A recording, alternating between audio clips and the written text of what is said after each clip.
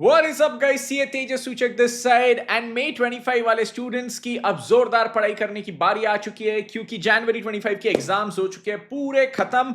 And अगले जो exams है वो है आप मई 25 स्टूडेंट्स के। मई 25 का हमारा एग्जाम की डेट्स आउट हो चुकी है, जो है 3rd ऑफ मई से हमारी एग्जाम्स। तो फुल फॉर्म में पढ़ाई करना अब स्टार्ट करना पड़ेगा अगर अभी तक नहीं किया है तो। एंड उसके लिए यहां पे मैं आपके लिए 90 डेज की स्ट्रैटेजी लेके आया हूं। फरवरी, मार्च, अप्रैल ये महीनों की effective from 1st of February हम डिस्कशन करेंगे, क्योंकि आजकल एक दो दिन में बच्चे ये वीडियो देखते हैं। तो 1st ऑफ फरवरी से आप कैसे क्या पढ़ना चाहिए, कैसे स्ट्रैटेजाइज करना चाहिए, वो सारी चीजें यहां पे डिस्कस करूंगा।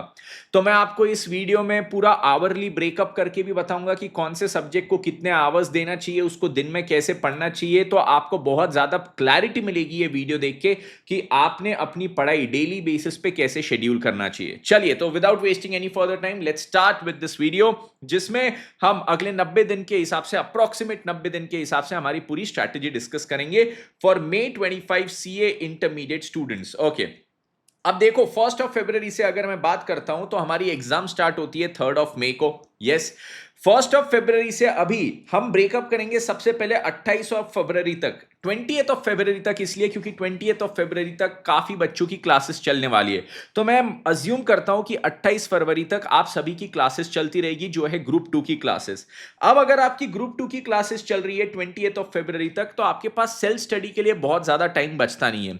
क्योंकि अगर मैं आपको बोलूं कि आपकी 8-9 आवर्स ऑफ क्लासेस तो डेली बेसिस पे हो ही रही है। यस सर, 8 से 9 घंटे की क्लासेस तो डेली बेसिस पे हो रही है। तो अब ये जो ग्रुप 2 के बच्चे हैं, उनके पास जो सेल्फ स्टडी का टाइम बचता है, 2 hours of self study for group 2, जो दिन भर में ग्रुप 2 में पढ़ा वो। उसके साथ साथ अब आपको एक और चीज करनी है, डेली 1.5 आवर्स ग्रुप 1 के रिवीजन के लिए डेडिकेट करना है।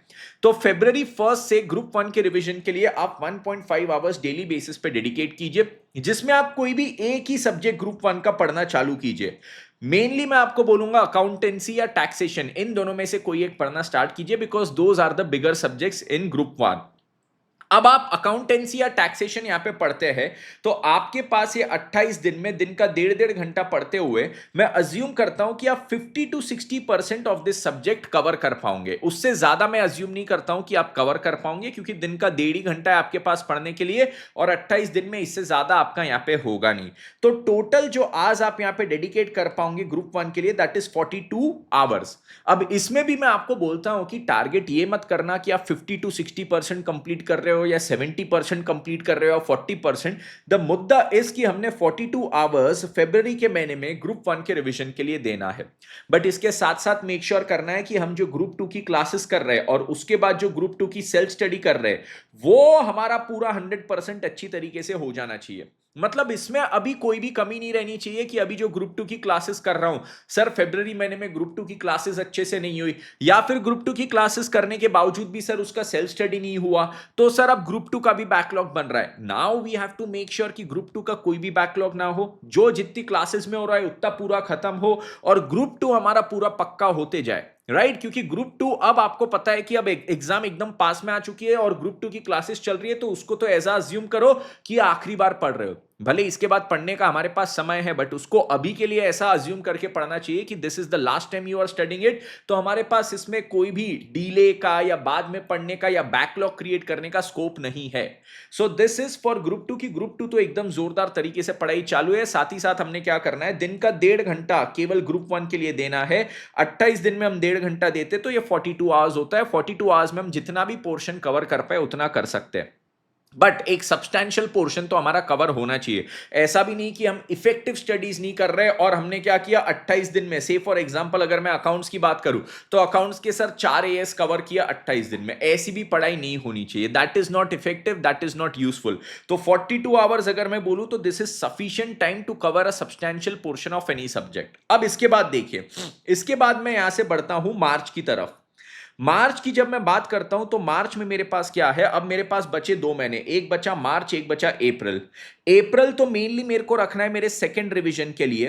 तो मार्च में अब मुझे क्या करना है, मार्च में मुझे अपना फर्स्ट रिवीजन कंप्लीट करना है। यस सर, इसमें मुझे पूरा अपना फर्स्ट रिवीजन कंप्लीट करना है। अब इसमें मैं क्या करूंगा, मार्च में सबसे पहले मैं ग्रुप 1 का रिवीजन स्टार्ट करूंगा। ग्रुप वन का रिवीजन जब मैं स्टार्ट करता हूं तो मेरा टारगेट रहना चाहिए 12 टू 14 आवर्स की पढ़ाई डेली बेसिस पे होनी चाहिए। अब ये जो मार्च में आपकी पढ़ाई होगी वो होगी सेल्फ स्टडी, तो 12 टू 14 आवर्स का आपने टारगेट रखना चाहिए। 12 is what I feel bare minimum सबका इतना जाना चाहिए, और इसमें कोई बहुत कठिन बात भी नहीं है। अगर आपको दिन का 12 घंटे पढ़ना हो इजीली निकाल सकते हो। अभी भी आप अगर देखो तो 8 से 9 घंटे की तो आपकी क्लासेस चली रही है, उसके ऊपर आपको और 3-4 घंटे की सेल्फ स्टडी भी लगती है। तो मैं आपको वही बोल रहा हूं कि यहां पे भी 12 घंटे निकालना कोई बहुत बड़ी बात नहीं है। आप अगर एकदम जिद से जी जान से पढ़ो तो आप 14-15 घंटे तक भी जा सकते हो। बट यहां पे मैंने जो पूरी प्लानिंग बताई है वो 12 आवर्स के अनुसार बताई है कि कोई भी बच्चा अगर 12 आवर्स भी पढ़ता है, विच इज ऑप्टिमम, बहुत ज्यादा लोड लेने की भी उसमें जरूरत नहीं होती है, तो हमारी पढ़ाई क्या कैसे होगी। तो देखिए यहां पे सबसे पहले ग्रुप वन के रिवीजन के साथ हम स्टार्ट करेंगे, जो हम कंप्लीट कब तक करेंगे, 17 ऑफ मार्च तक।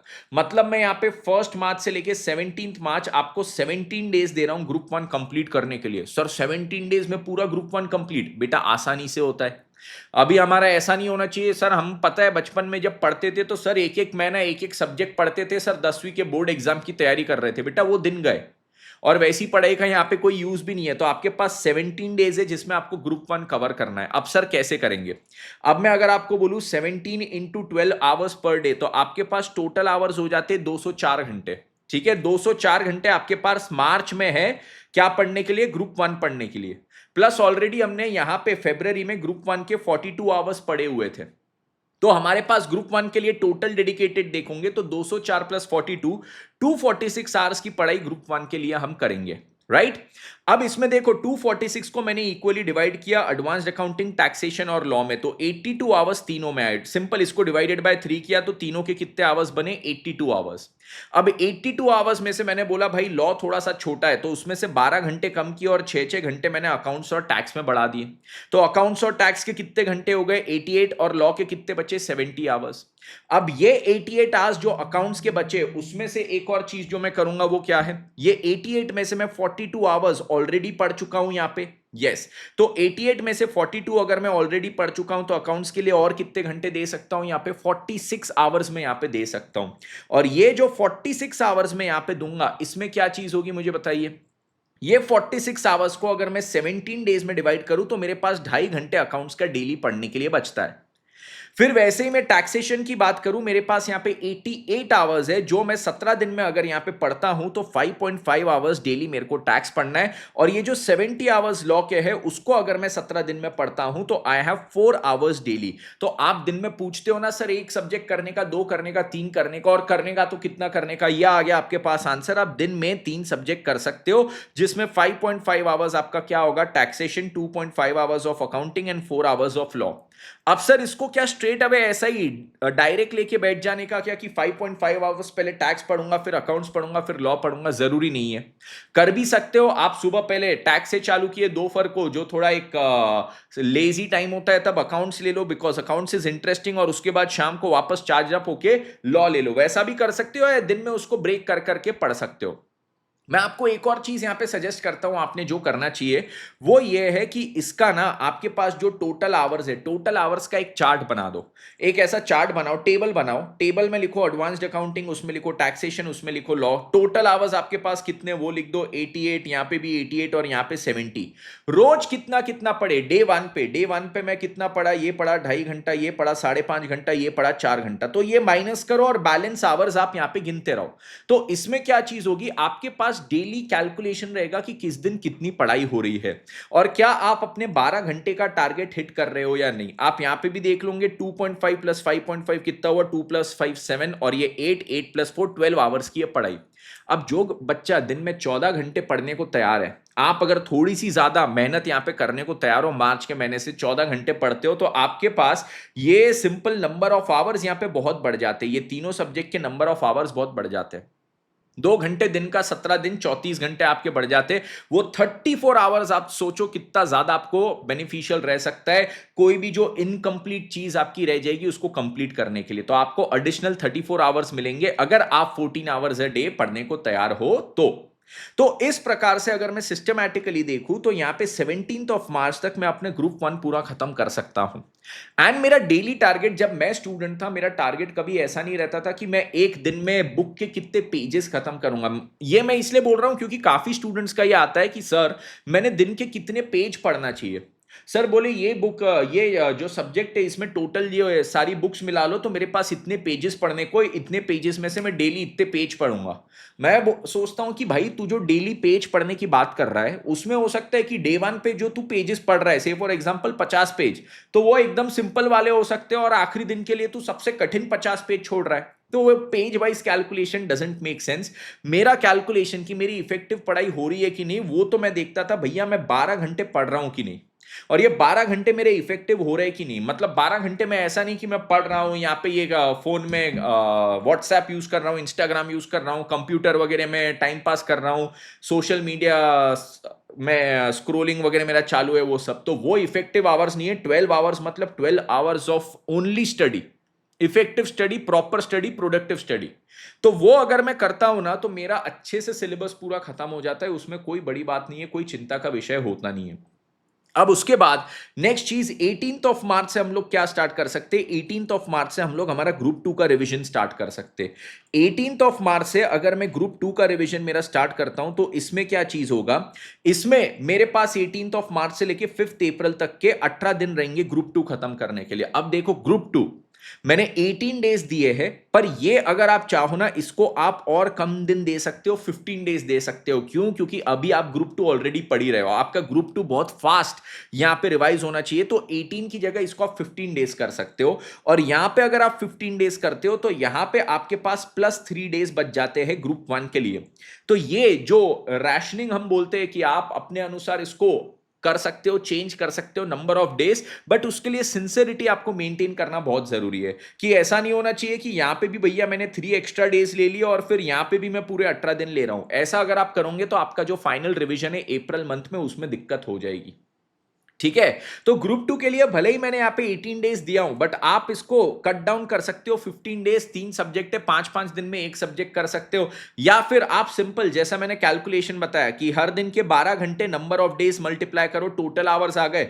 टोटल आवर्स को 3 हिस्सों में तोड़ो, अब उसमें कौन सा सब्जेक्ट छोटा है, जैसे यहाँ पे ऑडिट छोटा है उसमें -4 किए, वो पूरा का पूरा मैंने एफएमएसएम में यहाँ पे ऐड कर दिया। कॉस्टिंग में कुछ भी ऐड नहीं किया क्योंकि कॉस्टिंग के लिए इतना मेरे को ऑप्टिमम लगता है। ठीक है, एफएमएसएम थोड़ा बड़ा है, ये बेसिकली 2 सब्जेक्ट आ गए तो इसमें मैंने एडिशनल आवर्स दे दिया।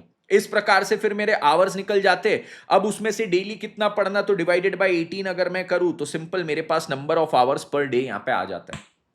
ठीक है, तो आप इस प्रकार से टारगेट कीजिए कि 5th ऑफ अप्रैल तक आपके दोनों ग्रुप्स का फर्स्ट रिवीजन हो जाना चाहिए, राइट। उसके बाद आती है काय की बारी, उसके बाद आती है हमारे सेकंड रिवीजन की बारी। सेकंड रिवीजन मेरा कब से रहेगा, सेकंड रिवीजन के लिए मेरा रहता है 6th अप्रैल से लेके कब तक की बारी, मेरे पास 6th अप्रैल से लेके मैं बोलता हूं 26th ऑफ अप्रैल तक। 6 से लेके 26th ऑफ अप्रैल, मैं 26 इसलिए बोल रहा हूं, या फिर मैं यहां पे एक और काम कर सकता हूं, 26 की जगह 28 ले सकता हूं। ऐसा क्यों, मैं 6 से लेके 28 अप्रैल तक इसलिए जा रहा हूं क्योंकि एग्जाम 3rd ऑफ मई से है।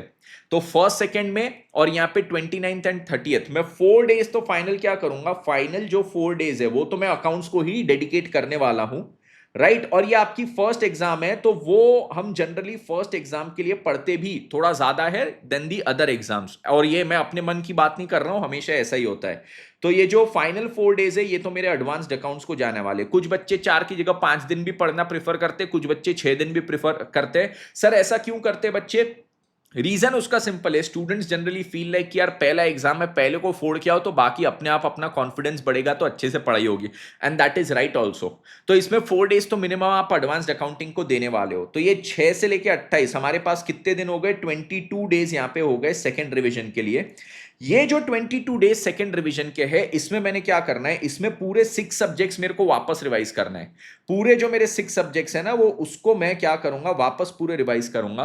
अब ये जब 6 सब्जेक्ट्स को रिवाइज करता हूं तो आप देख लीजिए 22 डिवाइडेड बाय 6 अगर मैं करूं तो 6 3 जा 18, 3.5 डेज जितना बचता है लगभग। तो ये मेरा आता है 3.5 डेज पर सब्जेक्ट अप्रोक्सीमेट।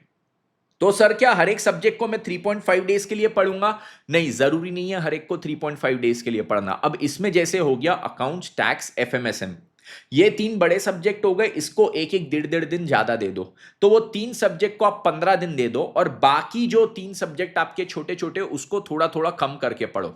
बट यहां पे अगेन मैंने ये तो आपको समझा दिया कि आप डेज को कैसे अब ये कर सकते हो, रैशनिंग इसका कर सकते हो। जो बड़े सब्जेक्ट से उसको 1 से 1.5 दिन ज्यादा दे दो, जो छोटे सब्जेक्ट से उसको थोड़ा सा कम दो, राइट? उस प्रकार से आप यहां पे पढ़ाई कर सकते हो। सर पर आपको नहीं लगता ये 3.5 की जगह अगर मैं जैसे टैक्सेशन को 5 दिन में भी कवर करने की बात करूं तो बहुत कम है? बेटा एग्जाम में फाइनल डे जब आपने पढ़ाई करना है तो वो 1.5 दिन के समय में पूरा सब्जेक्ट पढ़ के जाना है। तो अब हमको ये चीज तो करना ही पड़ेगा ना कि सबसे पहले अगर मैंने टैक्स को यहाँ पे 17 डेज देके दिन का 5.5 घंटा पढ़ा, तो अब उसको 3.5 या 4 दिन या 5 दिन मैक्सिमम कवर करना पड़ेगा, तब जाके अगली बार मैं और कम दिन मतलब 1.5 दिन में उसको कवर कर पाऊंगा।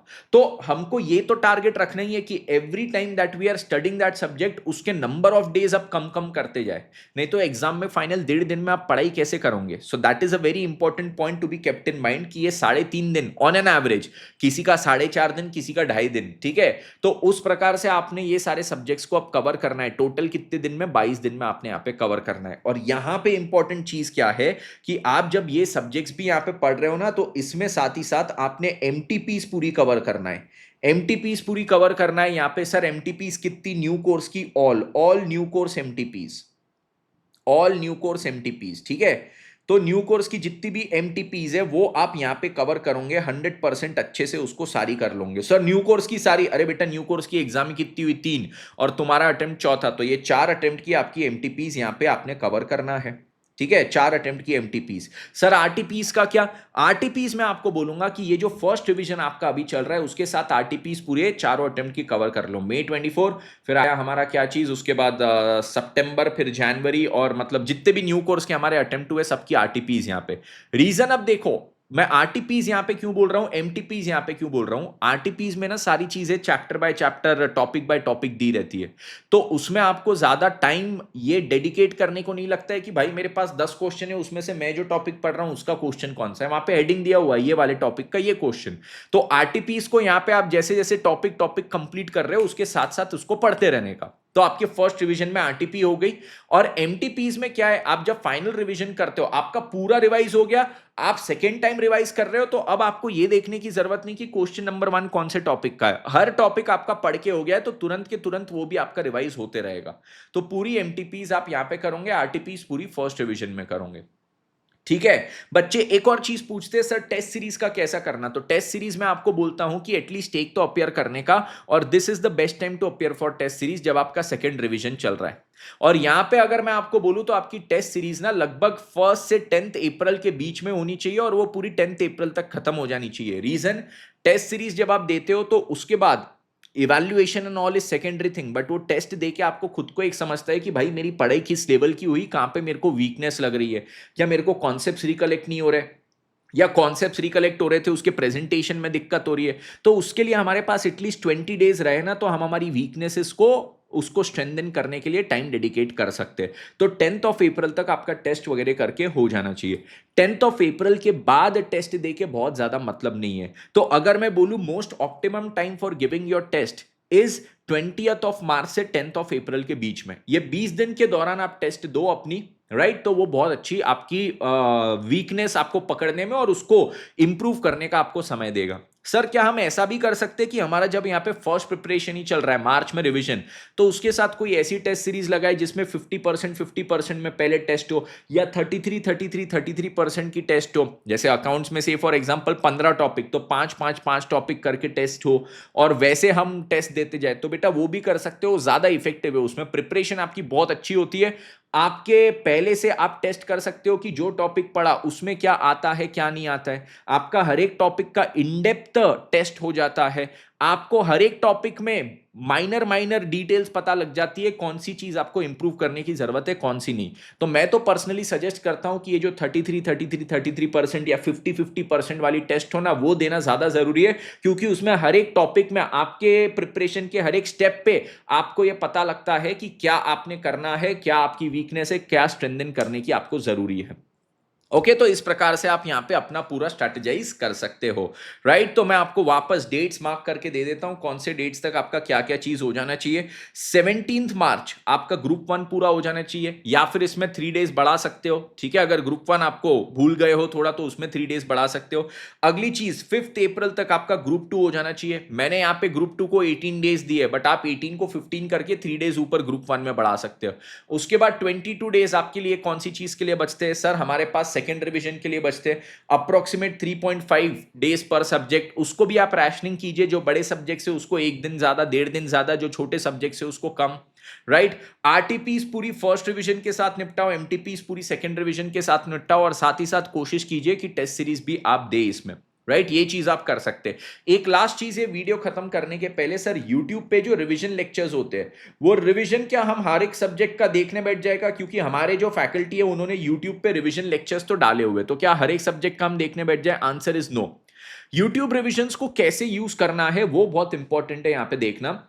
अब से फॉर एग्जांपल मैं अकाउंट्स में एक कोई टॉपिक कर रहा हूं, से फॉर एग्जांपल AS10 में कर रहा हूं, और AS10 मेरे को बहुत अच्छे से अभी मेरे को ध्यान नहीं है, दिमाग में नहीं है, क्योंकि बहुत पहले पढ़ा था। अब AS10 में एग्जैक्टली क्या लिखा है तो वो मुझे पता नहीं है।